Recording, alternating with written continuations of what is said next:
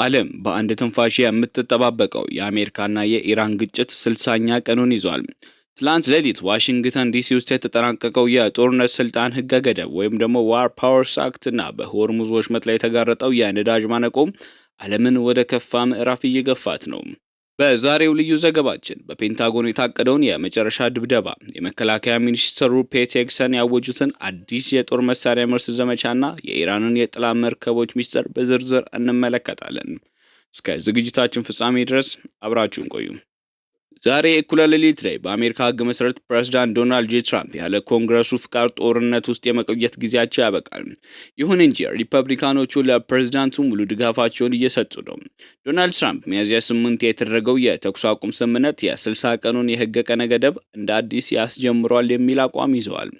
በአንጻሩ በሴኔቱ በኩል ከፍተኛ ክርክር እየተደረገ ነው። የመከላከያ ሚኒስትሩ ፔት ሄግሰን ለሴኔቱ በሰጡት ቃል መጥፎ ሰዎችን ለመግደል ገንዘብ ያስፈልገናል በማለት ተጨማሪ $200 ቢሊዮን የጦርነት በጀት ጠይቀዋል።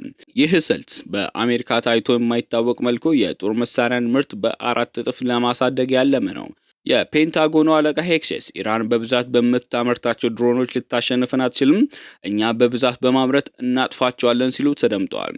በአሁኑ ወቅት የሆርሙዝ ወሽመጥ በዓለም ላይ በጣም አደገኛ የውሃ መስመር ሆኗል። ኢራን የሆርሙዝ ውንብድና የተባለ ስልት በመጠቀም ትላልቅ መርከቦችን በወሽመጡ ጠባብ መስመር ላይ በማስጠም መንገዶችን ለመዝጋት እየዛተች ትገኛለች። ምንም እንኳን በሆርሙዝ ወሽመጥ በኩል የሚደረገው የንግድ እንቅስቃሴ ቢቆምም ባለፈው ወር ብቻ ኢራን በቀን 1.84 ሚሊዮን በርሜል ነዳጅ ለቻይናና ህንድ መላኳ ተረጋግጧል። ይህም ከጦርነቱ በፊት ከነበረው 40 በመቶ የላቀ ገቢ እያስገኘላት ነው።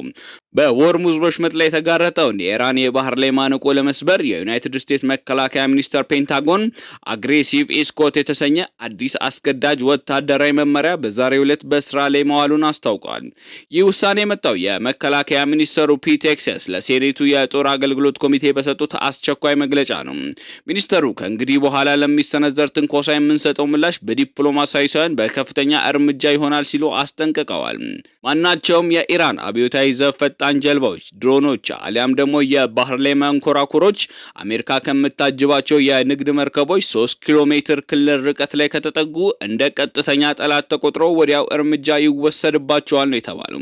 ከዚህ ቀደም የነበረው የማስጠንቀቂያ ተኩስና የሬዲዮ ጥሪ ማድረግ በአዲሱ ህግ እንዲቀር ተደርጓል። አዲሱ መመሪያ የአሜሪካ ባህር ላይ አዛዦች ስጋት መኖሩን ካመኑ ወዲያው እርምጃ እንዲወስዱ ሙሉ ስልጣን ይሰጣቸዋል። የኢኮኖሚ ተንታኞች እንደሚሉት ይህ አዲሱ ስልት በዓለም ገበያ ላይ የተከሰተውን የነዳጅ ዋጋ ንረት ለማረጋጋት የታለመ ነው። የነዳጅ መርከቦች በሆርሙዝ ወሽመጥ በኩል በሰላም ማረፋቸውን ማረጋገጥ ለዓለም ኢኮኖሚ ወሳኝ ሆኗል። ሆኖም ይህ አዲስ የውጊያ መሳሪያ በሁለቱ ሀገራት መካከል ያለውን ፍጥጫ ወደ ቀጥተኛና መጠነ ሰፊ የባህር ላይ ጦርነት እንዳያሸጋግር ስጋት አሳድሯል። የኢራን ባለስልጣናት በበኩላቸው የአሜሪካን አዲስ ስልት የባህር ላይ ሽብርተኝነት ሲሉ የጠሩ ሲሆን ለማንኛውም ጥቃት ተመጣጣኝ እርምጃ እንደሚወስዱም አስጠንቅቀዋል። የነዳጅ ዋጋ በአሁኑ ወቅት በበርሜል $126 እየተሸጠ ነው። የዓለም አቀፉ የኤነርጂ ኤጀንሲ IEA ይህን በታሪክ ትልቁ የነዳጅ አቅርቦት መቋረጥ ሲል ሰይሞታል። በተለይም የባህረ ሰላጤው ሀገራት 80 በመቶ የምግብ ፍላጎታቸውን የሚያገኙት ከዚሁ ከሆርሙዝ ወሽመጥ በመሆኑም የምግብ አቅርቦት አስቸኳይ አዋጅ ለማውጣትም ተገደዋል። በሌላ በኩል ፕሬዝዳንት ዶናልድ ጄ ትራምፕ ጎልደን ዶም የተባለውን የአሜሪካ ሚሳኤል መከላከያ ስርዓት ለአጋሮቻቸው ለማስረዳት ቃል ገብተዋል። ይህም የኢራንን የሚሳኤል ጥቃት ሙሉ ለሙሉ ውድቅ ለማድረግ የታለመ ነው ተብሏል።